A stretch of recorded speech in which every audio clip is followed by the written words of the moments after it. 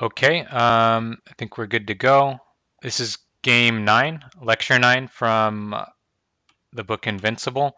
This is the first time we're going to see Shusaku play someone closer to his own rank. So far, we've been seeing him play 6 dons and 7 dons, and there was an interesting little comment before this game, which I can identify with, and I bet a lot of you can as well. It talked about how although Shisaku was doing really well against the stronger players like Shuwa and Yasui Sanchi and the other, top-ranked guys, he was still there's still some immature elements in his play, and that when he's playing guys at his own level, they're kind of more like his rivals. And that's something that I've sort of experienced in Go, right? You can play someone a couple stones stronger and you do really well, and then you play someone your own rank and you get destroyed. Um, but anyway, let's see how Shusaku plays against Kishimoto Saichiro. This guy was also in the Honimbo school. He joined as a student of Honimbo Jowa. Black plays, standard move. And again, the same as last game, white approaches immediately. So probably going to be an interesting game. Yeah, Joa is very, very strong. Black plays the same move as last game. So actually to here, this game is exactly the same as last game. But this time, white goes ahead and just pincers immediately here. So black was fine to ignore at first because this is a one-on-one situation, and that's fine for both sides. Now it's a 2-against-1 situation, so black needs to respond. Um, so what are some ways that black can get out here? This stone needs to get out, right? More important to get out than to try and live locally. Yeah, the style's quite different. P16. Yep, that's one good way. Any others? Q15. Yep, that's a good one. And probably one more, which is pretty standard.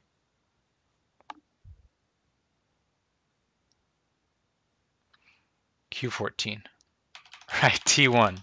Um, yeah, so black can, either touch the stone on top, or he can touch the stone on the right, or he can, try not to touch either.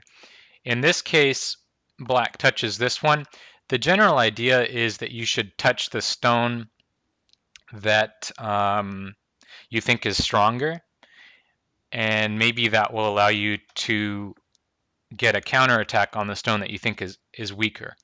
Um, and since black's got this high move at B on the top, it seems to make sense that he would, touch the A stone and maybe get to pincer on the top later. White, of course, is going to Hane. Black needs to get more liberties, so he extends. And now there's a couple of choices here for white. He decides that A and B aren't really going to work so well for him in this case, so he pushes at C, which is interesting. So let's see what else could happen. If he plays A, this is also a joseki. Black will respond. White can force here. Black has to respond. That lets white fix the cut.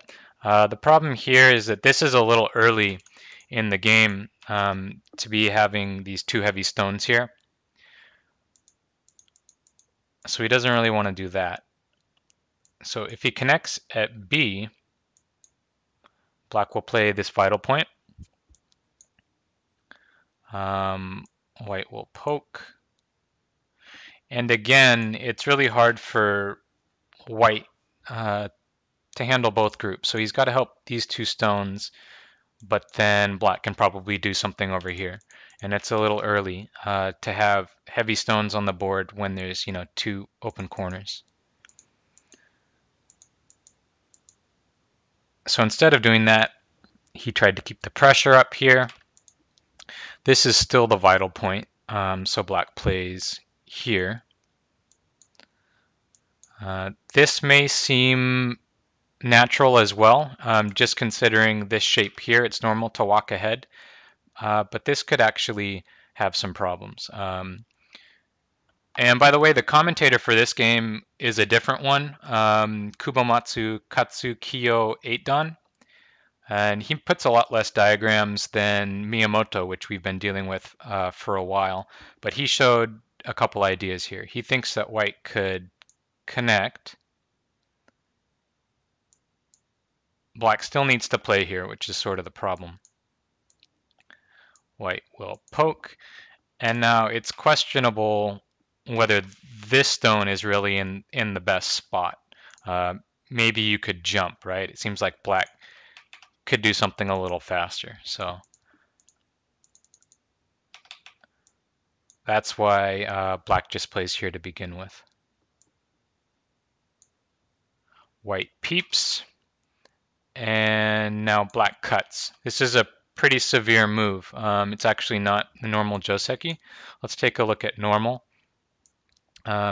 Normal would be to connect here, make the shape strong. White needs to get out. And now black can hane here. And so the 8dan said that this would be more peaceful. This cut looks pretty tempting, but unfortunately white will just give away the one stone and get to play the vital point here. So if you take a look at black, black's alive, but white is ahead of black, right, on both sides. So it doesn't seem all that great. So R13 is a Joseki mistake. This is actually the correct move. And can white play Q11? Q11 instead of S12.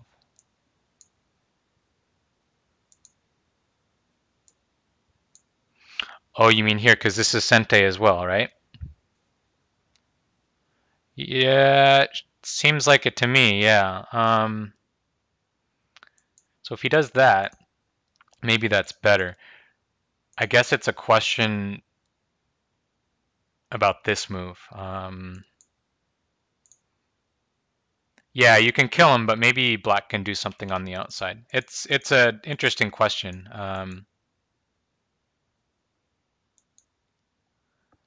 So this move apparently is the correct move, and now white has two choices. The normal one being here, and black can press, and then can extend here. So this is kind of like a Joseki thing. And the cut isn't that big of a deal because if white cuts, black can Atari from this direction, and white can't really extend at A. So those are some ideas of how it could have gone. Actually, let's see a second here. There is one more, which I guess Shua actually played this against Shusaku. It's some game we're probably going to see later. He haned here instead, and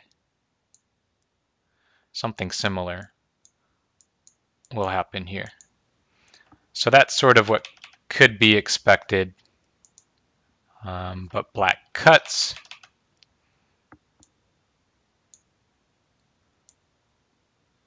White Ataris to make these stones a bit heavier. White's actually not sure yet whether he's going to do A or whether he's going to do B. So that's interesting. He doesn't choose just yet. He pushes here. This is the 3-3 point, so it's almost always a vital point in this type of situation. It puts pressure on black's weaknesses. It also pretty much guarantees that white's going to be alive. Black just connects to keep everything solid. This move, black could actually capture this stone, but it's not real pretty because white's going to get forcing moves around here. So it's not really worth capturing that yet. So he just tries to keep the shape strong. And now white's actually going to make his decision. A or B, what do you guys think?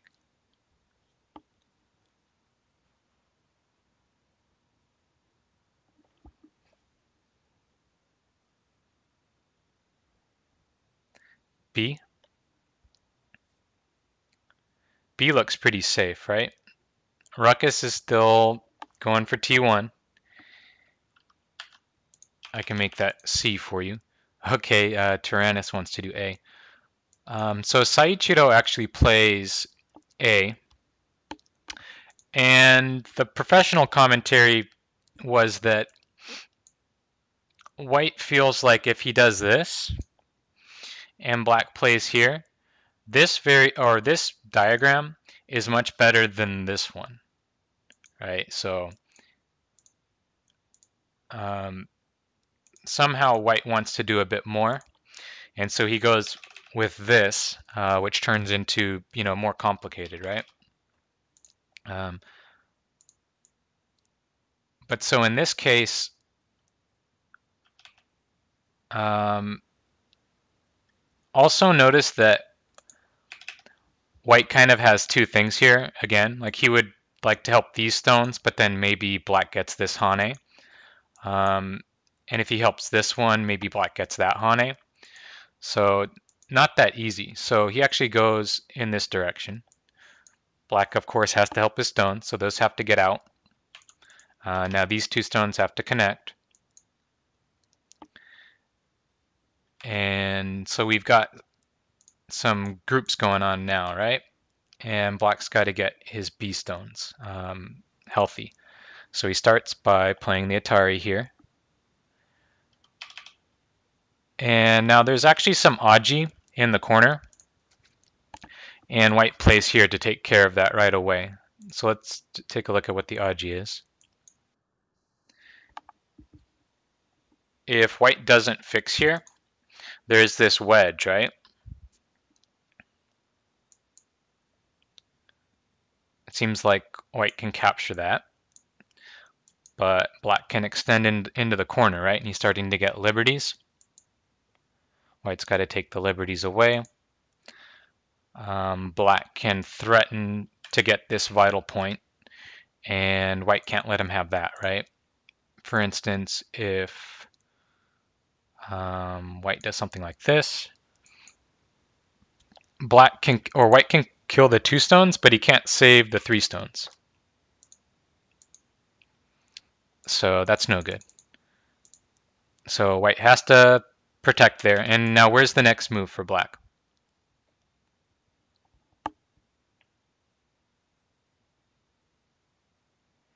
T16. Good. Yeah, black has to throw in here to start a ko. So this would be a ko. It actually looks like it's a step ko, but that would be a ko. And so that's what white is trying to avoid. And he's also taking some liberties away from from black while he's doing this. So black helps his stones out.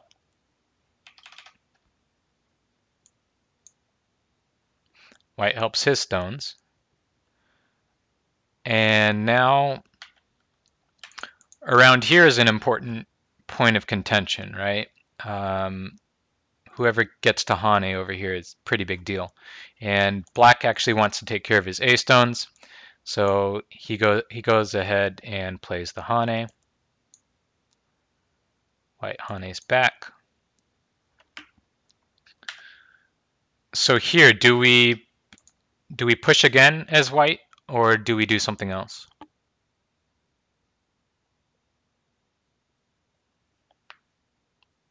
Something else? Okay, we've got 1 vote for something else. Okay, we got 2 players that would push. Right. So pushing is good. You don't want to push. You don't want to crawl on the second line more than you need to, but you push until until black's turn loses its power, right? I mean, this still isn't really Sente against the corner, but it has a lot of power, and there's no way to get into the top anymore, right? Or at least this stone isn't going to be helping get into the top anymore. So normally what you do is you push to where, better click white's move first. You push to where this doesn't have so much effect anymore. So this is proper style. You wouldn't want to push again because that one doesn't really have any meaning, but it's good to get the two stones first usually. Pushing so bad. Yeah, I know what you mean, Ruckus, but um, that's like a fixed idea, right? So, and when you're first starting out, it's really good to learn that, don't push, but then eventually you have to balance that with the reality of, there's two sides to the argument there. So it's not just never push. Um, and I guess I can show an example. The example I usually use here to show people is, do you push at A? I mean, because white can live without pushing at A, right? White can just live right, whoops, not there. Can live here, but the problem is that that's Sente, right? And this move is too good to give black in Sente. So I hope that this idea is clear, that you push until black's turn isn't Sente, and now if black does something, maybe white can just jump into the right side because his corner is already alive. If it's Joseki, it's good, locally at least. This is pretty interesting here, right? So black settled his group. The corner is obviously settled. So at this point, we're dealing with the C group and the D group. And white plays sort of an inducing move. He's not just going to help his group and then let black settle easily. Um, Rather, he plays an exchange here. Black has to come out, and now that sort of induces white to protect his group. This also looks like another push from behind, right?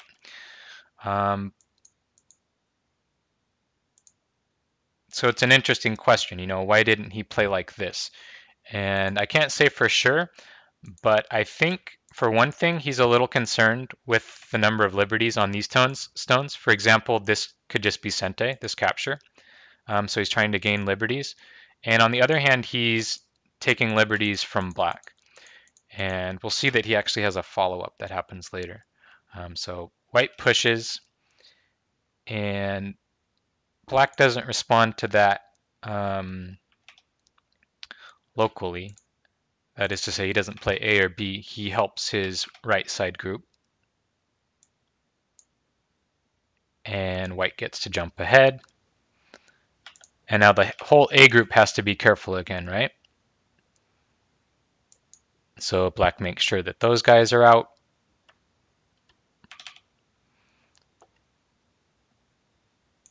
And white takes the corner. And this is pretty unusual. White's playing a 4-4. You're not going to see that much in Edo period games.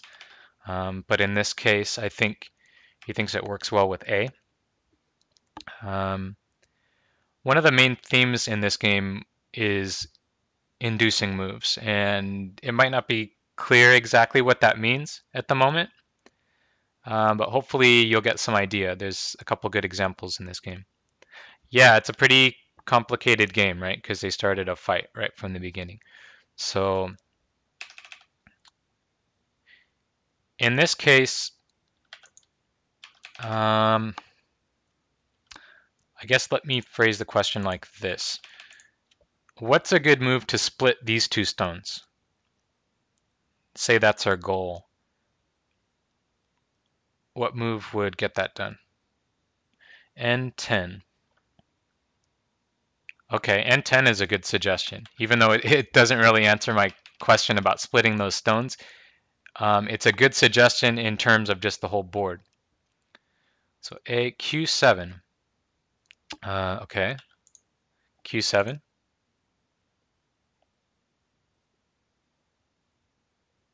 Oh, okay, you were thinking splitting the triangles from the squares. I've got you. R6, C. Oh, no problem. A is something we need to look at anyway.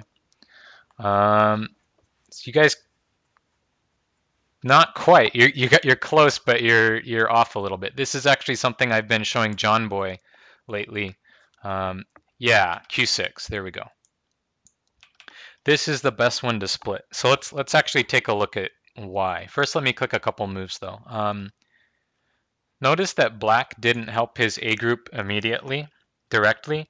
He's inducing something here again, pretty much. So white's got to come out, and now he helps his group. So he was able to make that exchange there. So what does that actually mean? The idea is that, yes, black's group needs help, and jump is a good way to help it, but at the same time, it puts no pressure on white. So white can just play here, and white pretty much gets this side. So that's not good. Yeah, that's the next thing we need to talk about. Okay, so that's why black makes this exchange first.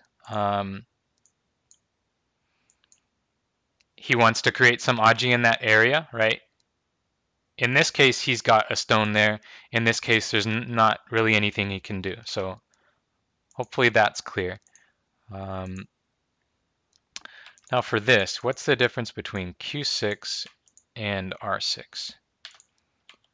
So what I would say is that the triangles are bad for splitting and the squares are good for splitting. So let's take a look at why that is. Starting with R6. Okay, so if you play R6, white can attach and crosscut. And this type of shape is a shape that white can deal with. This is a good white shape. This is not bad shape. You can't disconnect the stones, right? Like if you Atari here, you have to come back. So these stones actually connect. If you play here, then white gets the Atari. So essentially, this is a shape that white can work with. Now I said this one was bad too, and that's because it can just turn into the same thing. Attach and crosscut. And white has a workable shape. Now the squares are different. This attach and crosscut is not the same. Do you guys see the difference? See how the stones actually don't line up on this line? I was telling John that I didn't realize this until I was one dan and really just put this on my board and studied it for a while. This is a bad shape for white. Where's the other one? This is a good shape. So I think this is really useful to learn. I showed it in a game review. I didn't show it in one of these lectures. I think it was in one of John's games. But I think this is useful to learn. This shape's not so good, right? Black can separate like that. Black can separate like that. So with this one, white can get broken shapes. The other one, it's not like that. So hopefully that's useful. It's 4 spaces from A to B, fourth line to third line. Triangles, bad. Squares, good. That's pretty much this shape. Yeah, I think it's for 4 space. So you can add that to your bag of tricks. So black helps himself. This sequence is kind of funny, actually. So black jumps, white jumps, black jumps, white jumps. Um, so they all have to jump to help themselves. And now we're going to see another really good inducing move. So right now, black would like to play this triangle spot to sort of fence these three stones in. But something about it, it seems like a good move, but not fully natural. And this is something that's really hard to put your finger on, so I can only show you these examples. But black does something else first.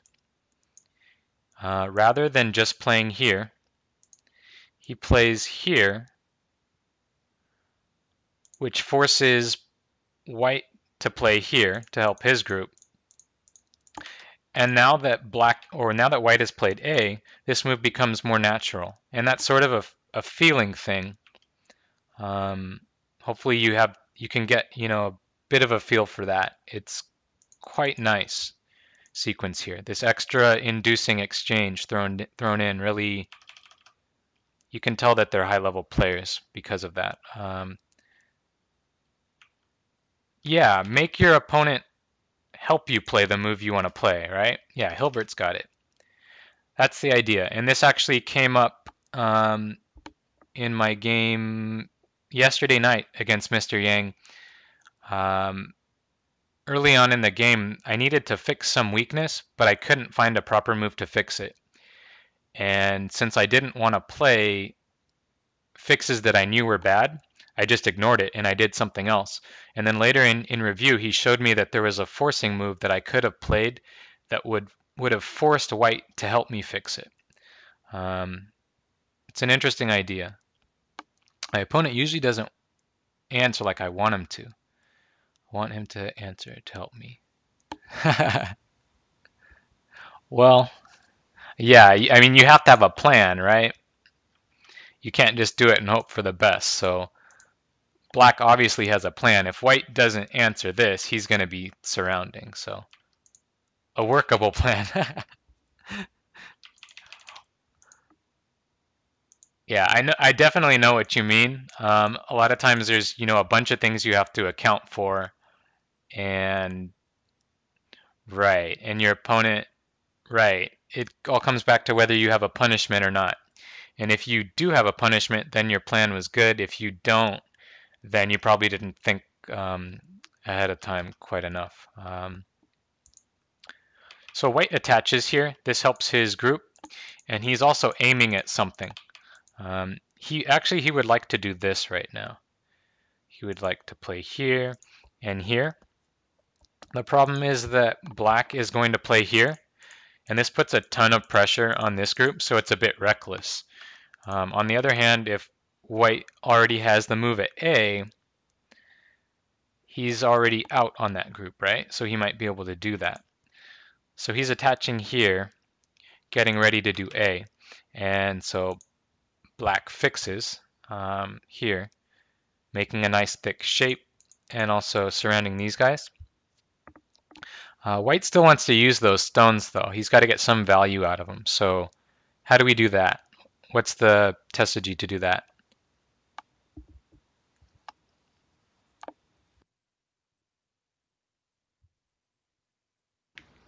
Can't believe we're at half the hour already.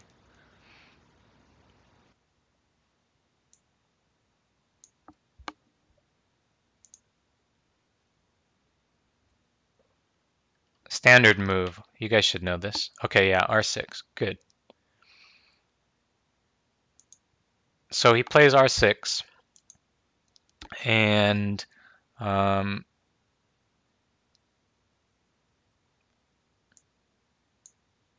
descends.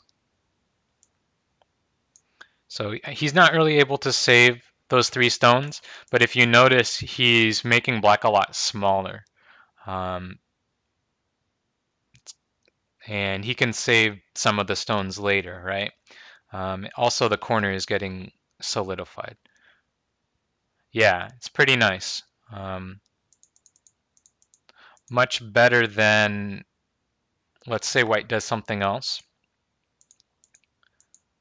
We don't want just to be able to kill those off in Sente, right? Much bigger. So he does that. And black's not going to continue capturing these here. That would be too slow. So what unfinished business do we have left to get back to?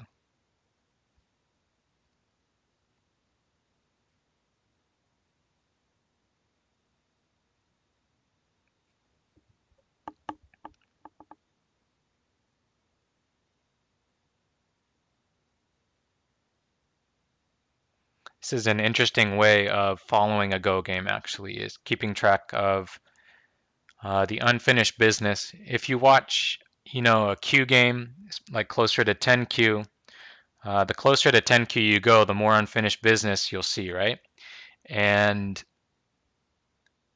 what players of that level will do is rather than, if they've got three unfinished things, rather than completing one after the next, they actually just keep creating new unfinished things.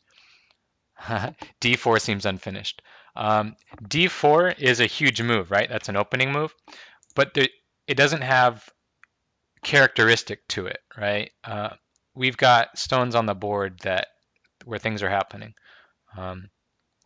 Yeah, so Honeyboo and Jay got it. White attached to us, and we never responded. Not J12, though. This is another good lesson. Black backs off here.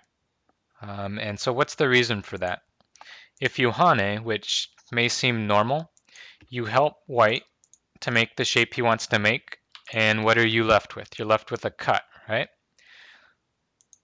So this would be a really common mistake that could happen easily in your game if you're not careful about it. So black actually just helps himself, and let me click white's move.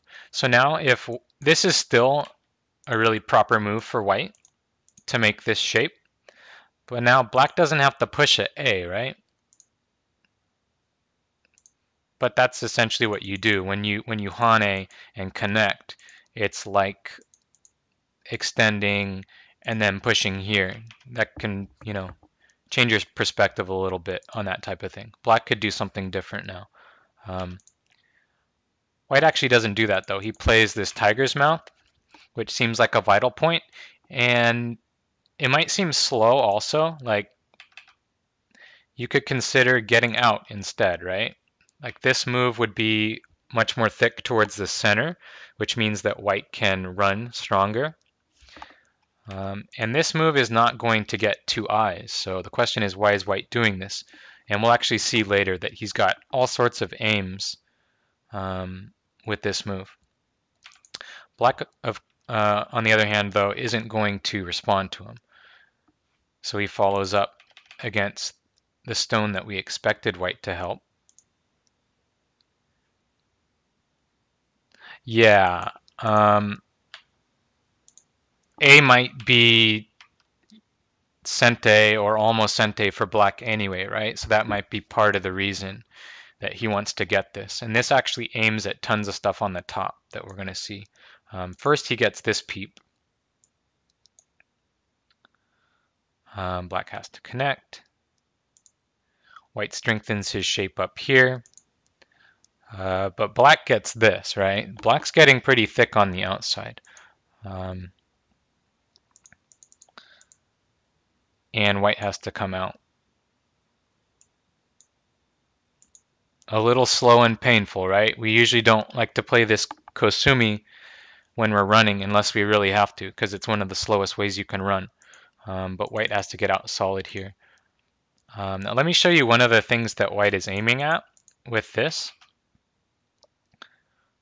He's not going to do it yet, but white is aiming at this move. This is kind of an interesting move, right? Like if black separates, then white separates. So black definitely can't do that. Now if black plays here, there's a cutting point, right? And of course we can't cut right away, but white can push here. And now so he can keep extending like towards the C area along the top. He can connect at A and maybe eventually he can cut at B. So there's a lot of aji, which basically what that means is that these three stones here are going to make it harder for black to take the top than it may appear. But for now, white has to come out. And black finishes a Shamari here. So the 8 Dawn's commentary was that considering that white jumps here immediately to reduce the left side, it would probably be better for black to make one exchange here first. But he said that it's understandable that black would be reluctant to make that exchange, right? Because the normal attitude is, you know, I can attack you from either side, and maybe I don't know which side I want to attack you from yet, so I'm not going to make that decision. But white plays here to reduce immediately. Black plays here. It looks like black's getting quite a lot, right? Big moyo. But white isn't too concerned because he actually plays this open corner first, which is kind of interesting. And now black plays this turn. So we saw the aji of L17. We don't actually get to see white play that move because black spends a move here to fix it. And now we see a probe. Yeah, right? Like when you see this, if you don't know what's going on behind it, and trust me, it's very likely that I would not know either without, you know, the commentary from the book. It's really easy to see this move as slow if you don't understand everything that's going on. White plays a probe here, which is pretty interesting. Some of you guys might have attended Starstorm's lecture last week. It was about different probes. And this is a probe. I don't think he covered this one, but this is one we can take a look at. And hopefully we can understand the meaning behind it. So black actually responds here. And that's because if he responds here, there's some aji for life. White wouldn't do this right away, but later on white could push, hane, and then extend here. And it's on the edge, right? Whether or not it's going to live. But essentially, there's two things going on here. So if black fixes the A cut, white can extend here, and this would be a ko shape.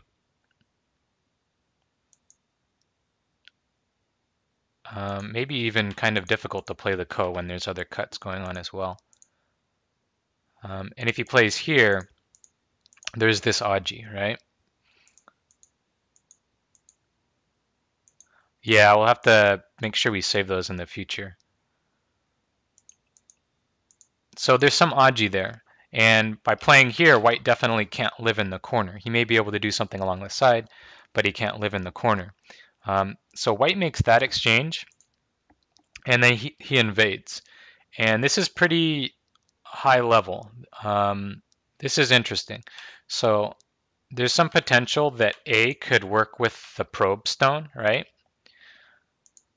And that's why black responds here. He doesn't want white to be able to do anything with D17. Also, this, of course, puts pressure on A, right? But let's take a look at the timing is actually critical here because if white just plays here first and black pincers, now this probe is not going to work anymore because black will no longer answer on this side. By answering on this side, he gives white aji towards the top, right? But now he can answer here. And why is that? It's because this stone is here, right? So black has more information now. And he's not gonna care about this anymore. Right, Fraudwith's got it. C14 is already covering the cut. So this would just be nothing. It's pretty high level and really interesting. So this is, this is like a perfectly timed probe for this game. He gets black to respond, and then he plays here. And so that's a good exchange for black, or for white, the BC exchange. White jumps out. Black's got to help his stone. And now white's going to come underneath. Black's really strong around, so white has to kind of submit here. And he's just going to try and connect these stones together along the side. He's respecting black's strength. Notice that he doesn't do that immediately, because then black could probably just seal him off like that. So he makes the jump first to reduce the top a bit.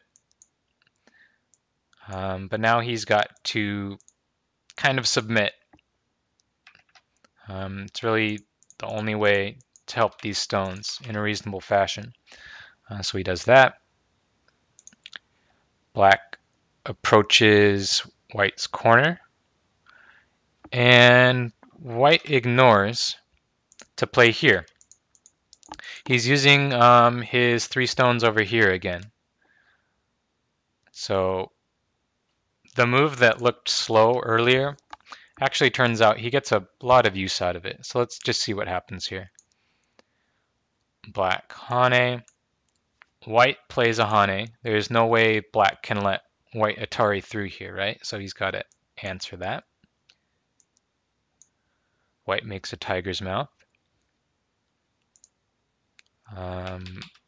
Black kind of pounces on white shape here. And white pushes. And this stone is actually doing some work again, this A stone. Black has to answer here. If he plays here, now this Hane is making a really good use of D17, right?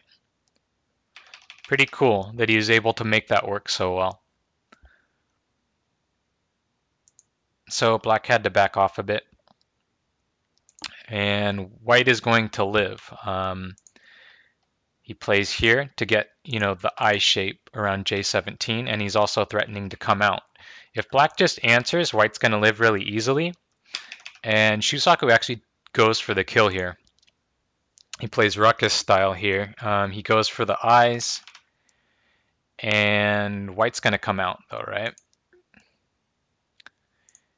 And so this is kind of like a desperate attack.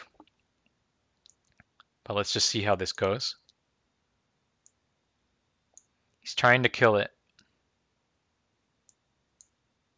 It looks somewhat promising, right?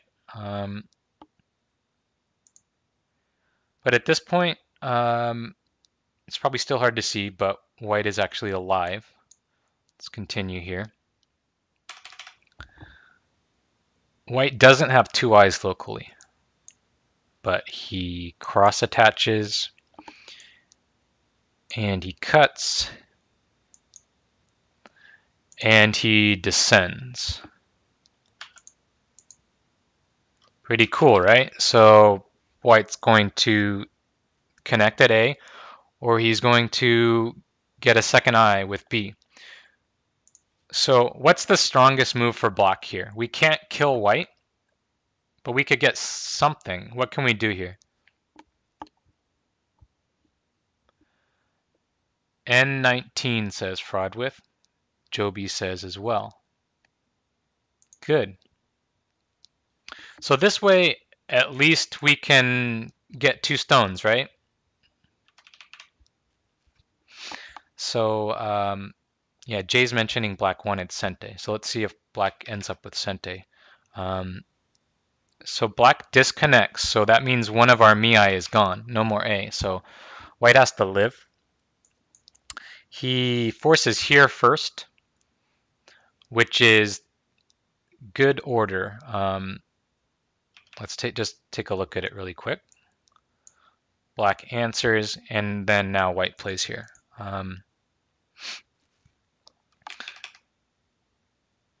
essentially black can't play A right now, right? Because white could Atari, and then he could cut at E18. So black had to fix the cut first, and then white takes this. And this is pretty subtle, but if white plays here first, later on, black wouldn't have to respond to F17. You see that? Because it wouldn't actually threaten to cut at A. So it's a small little order thing here that white did correctly. So white's alive. Black's going to follow up his threat. So he gets 2 stones. White responds here. Unfortunately, the pro didn't show what would happen if he didn't. I spent a lot of time trying to figure out how to kill this if white does something else, for example here. And I could not come up with something that I was really sure about. But it did seem like there is a lot of Aji. So that's something you can take a look at on your own if you're really interested. But so white actually responds. So black got to capture 2 stones, and he gets Sente. Okay, so yeah, let's take a look at it together in a second. So first, let's just stop for a moment and see. White invaded and got to live on the top. What did black get? He got to capture the stones at B, and he got Sente to play at C. So that's what black got. So let's try this. S18. Okay, and then what? Q19. Aha.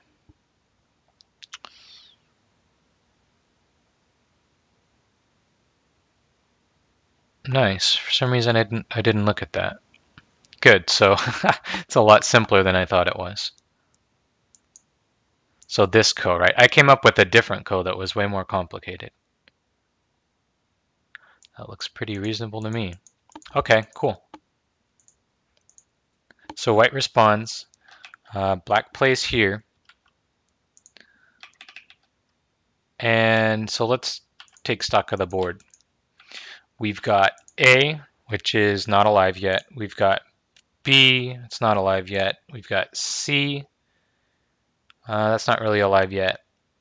And we've still got D. So there's actually a lot going on here. White doesn't just want to connect on the second line. He wants to do more. So he attaches, because he's trying to attack too, right? He wants to attack black. It's a real fight. Black extends. White pushes again. Black hanes.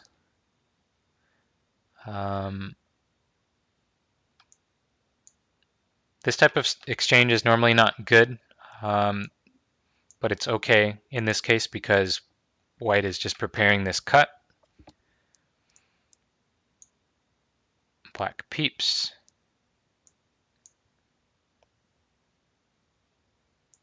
Black peeps again at this group. And you would think that black would do something around here. That's what I would be inclined to do, but that's probably why I'm only a 2-don, right? So black plays here. He leaves this stuff unfinished for now, and he's going after the A group over here. White plays a nice vital point here, which threatens to cut through, right? Black's got to respond to that.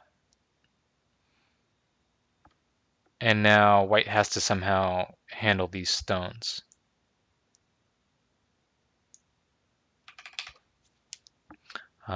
It's not really easy, right? So he's actually playing a knight's move here. This is getting pretty dangerous. pushes and plays here. He's trying to swallow this whole thing. White makes an interesting exchange here.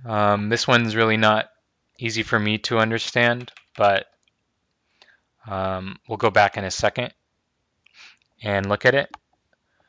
He makes this exchange, pushes again, and White's about to connect here, but first he makes some exchanges because he can do this in Sente. Notice that this whole black thing up here only has one eye, so black has to give that away and has to connect. So White's doing that first in Sente. Now he connects. Black cuts. Getting pretty complicated. But black's main goal is cutting these guys off, right? White responds. And now either A, B, or C is going to die, which means there's no way that we can save the triangle stones. So black's not going to try and do that. He's just going to separate.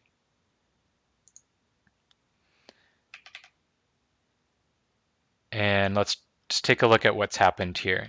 White got 2 stones, but this group got cut off, right? The A group is now cut off. Black peeps, pushes, so we can get this peep. He does all that in Sente before coming back and playing this shape point, because you have to remember that A is still weak as well. Now let's go back and try to appreciate this move right here.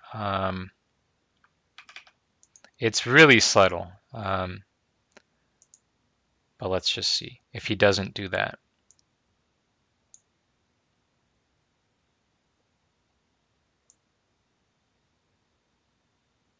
Let's see.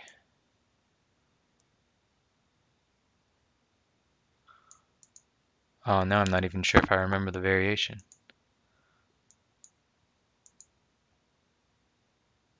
Here we go. So if he doesn't do that, essentially what's going to happen is black gets to capture this 1 stone in Sente, which might not seem like a big deal, but that's actually a lot of points. Can still kill. Yeah, you can still do that too. So let's see. Well, I could still do this whole thing first. Whoops. What am I doing? And like I said, basically what white avoided in the game was allowing black to capture this in Sente, and that actually ends up to be a really big end game thing later that we can see. For now, it's probably confusing. But just notice that black has not captured the K12 stone. And that stone can still be useful, right? As long as there's a stone on the board, it's doing something. It's taking liberties and things like that. Okay, so white clearly has to deal with these stones over here.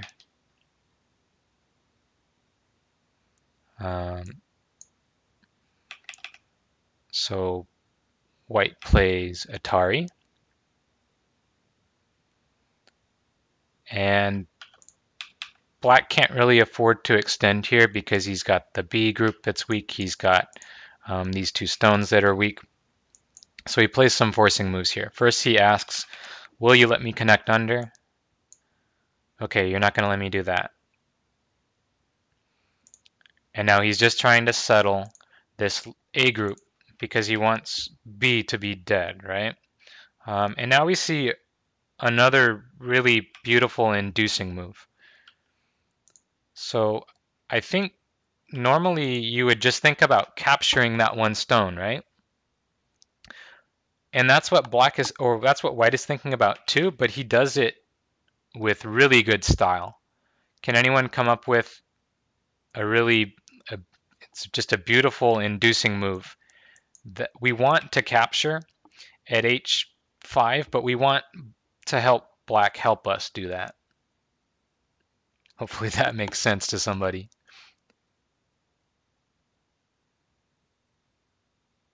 So how do we force black to help us capture that?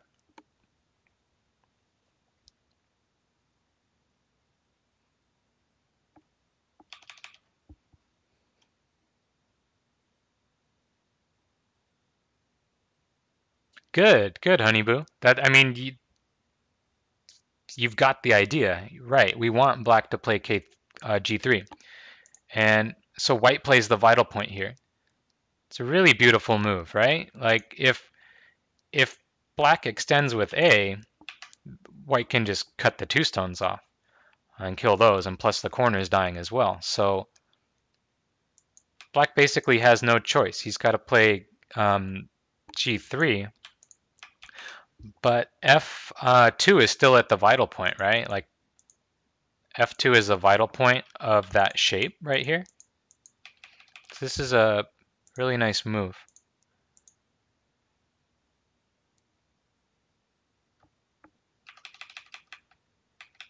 And now black finishes this stone off. He's making sure that his group is alive. And white gets to play here. Black's corner is actually under quite a bit of pressure here, and he protects by playing here. Now this might not look like the best way to protect. It's actually correct though, and to understand that, you have to notice that this move is sente, to try and connect this guy. And so black would have to disconnect that, and then that means that this is a vital point, right?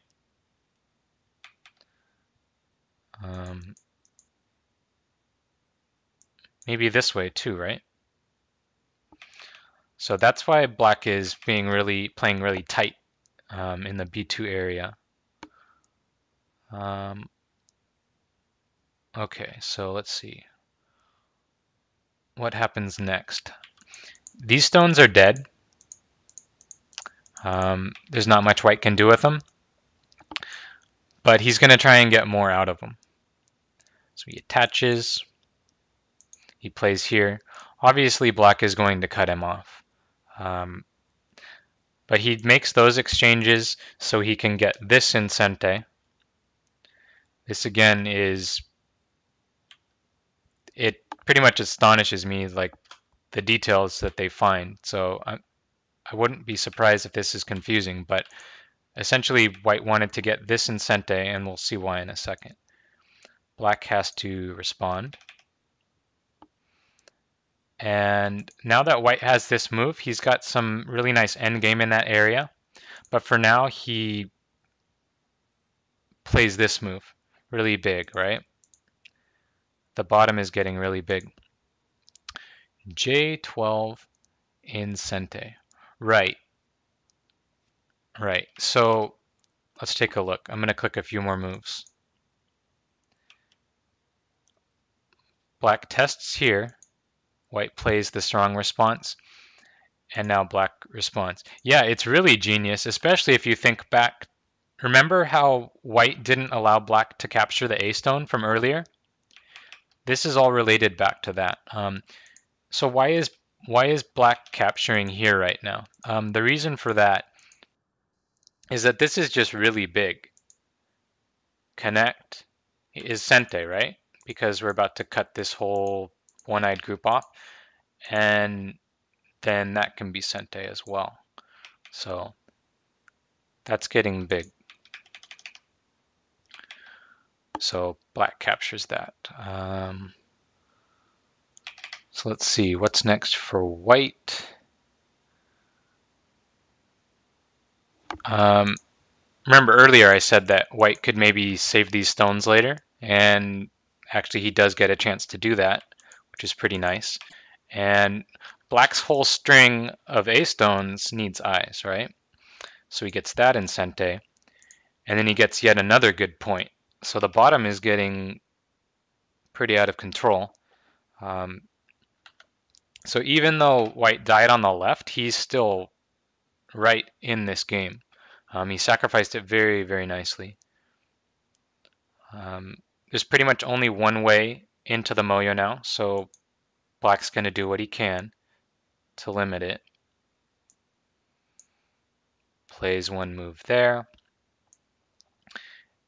And now he plays some Sente exchanges here. White gets the 2 stones, but black gets to close the corner in Sente.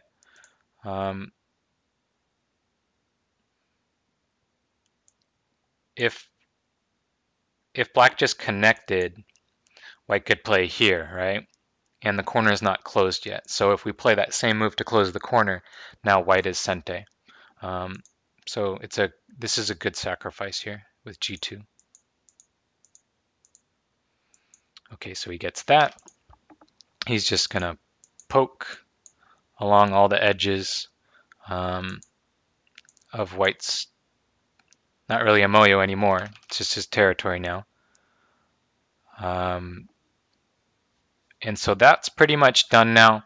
And black plays here, which is kind of strange, but there's a reason for this. Notice that A is actually cut off as well. Essentially, there's a threat of white connecting at E13. If that happens and black doesn't have 2 eyes, then it's going to become a giant Semidori, right? And even though black's going to win that capturing race, it means that he has to, I mean, how many stones does he have to spend to capture white? He would be losing lots and lots of points, right? So he doesn't want to lose the points. And he doesn't need to play at A right now. So what he's doing is he's saying, you know, I can make another I at A later, or I can capture at B. So it's never going to be a capturing race now, essentially. So this move is bigger than it looks. So let's see. Where does white go from here? Yeah, T14. Yeah, follow up Atari at A as well, too. Yeah, you're not going to get all the details, but you can get a deep appreciation. So now white plays some forcing moves over here against this corner. This is kind of nice because this connection is Sente, right? Black has to keep that disconnected. White continues forcing. Atari. Atari. But now white can't, there's no sense in capturing, right? White has to connect and black gets to capture. Let me show that real quick. There's no sense in doing this because it's just a connect and die anyway. So black gets to keep his points over there. White gets 1 Sente move here. Black has to respond or white will Atari at the marked spot. So black has to fix that. We're just doing endgame stuff now.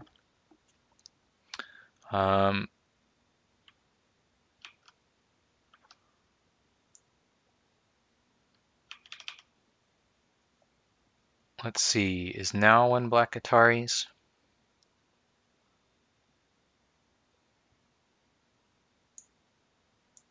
Honeyboo can fix me if I got that wrong. He usually follows along in the book. All fine? Okay, good. So black plays that Atari.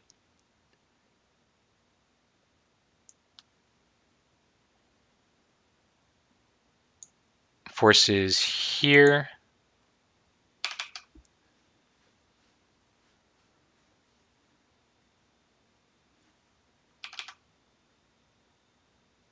I think I'm missing something. Can you get me back on track?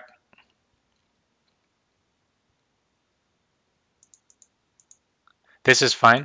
Okay, what's the next move? Oh, 15. Oh, right. Okay. He takes that I. And let's see.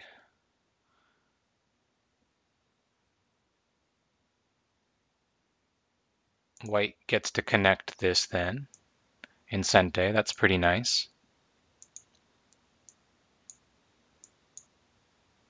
Some forcing moves, and here's another really brilliant move that I would never ever find. Um, Black attaches here. It's like, what's up with that move? This is pretty interesting. White has to respond here. Essentially what this move does is it reduces the actual size of White's corner, but let's try to understand why that is. If Black just pushes in, you could maybe expect something like this. White's got like 7 points in the corner, it looks like. In this case, oh good, I clicked the move already. I thought I broke the tree for a second. So in this case, if White plays here, that's Sente. And now all of a sudden we've got a Seki on our hands. So White can't do that, right? You guys see the Seki?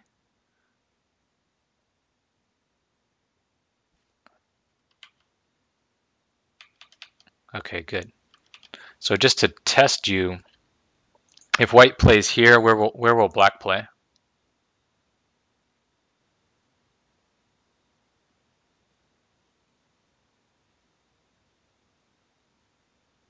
Right, he's not going to connect, right? Play somewhere else. Right, good. And then he's going to have a bent 4 in the corner, which is going to be Seki anyway in that case. So White plays here. And Black pushes in. Now White can't play at A, so, and he's going to have to capture this eventually. So he's losing a few points here. I forget whether it's like 1 or 2 points, but it's amazing, you know, how much detail they really show.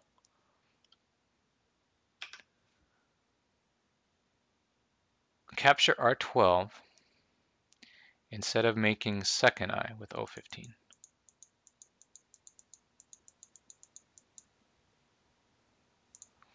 So you're saying why not capture this instead of playing there?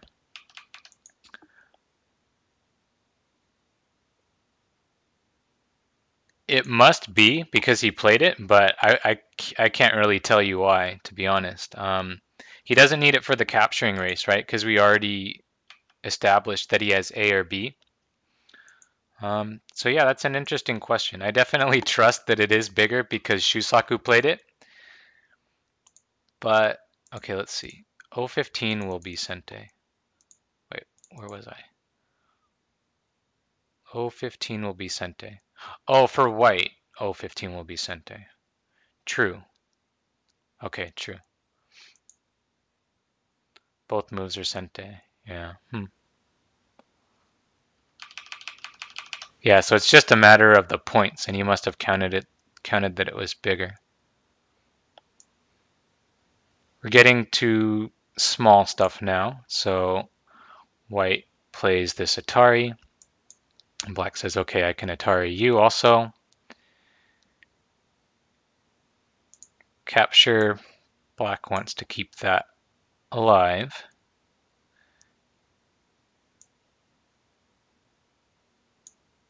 White Hane. Oh no, that one's wrong. Good game the tree. Too bad. I was so close. White plays some forcing moves over here first. And then he plays Hane. And black pushes in. That's almost worse though. I would have preferred to break the tree like right at the beginning rather than make it so close to the end. Black is going to save a stone here. White makes some points here. Black responds. And yeah. No, did I mess up again?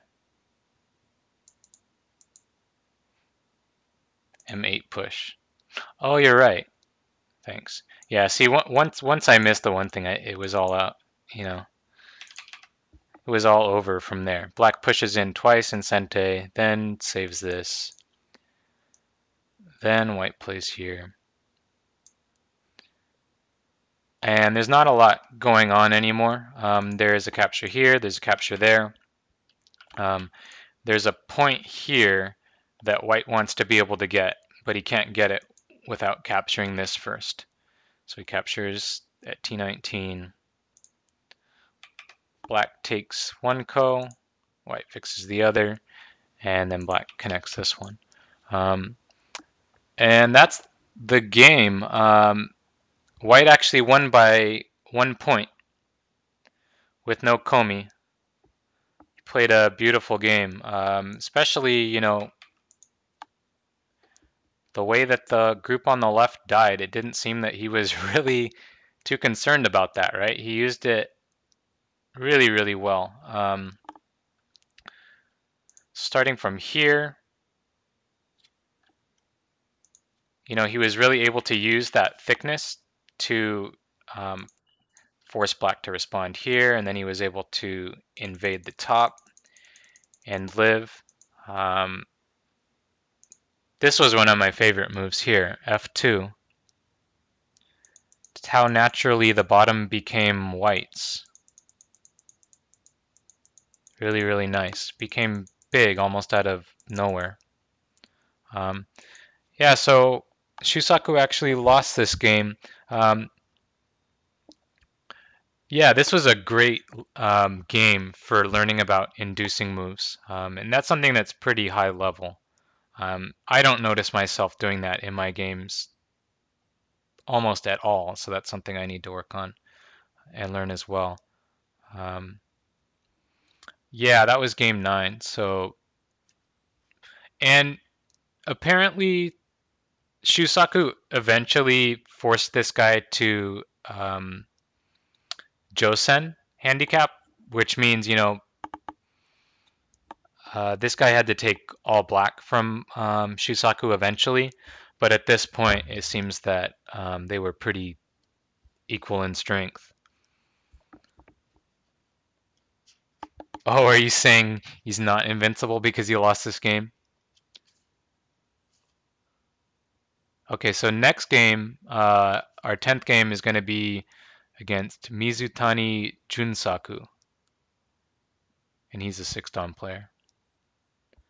So that'll be next week, same time, same place. Hopefully you guys all enjoyed it, learned something, or at least saw something interesting. All right, thanks guys. See you later.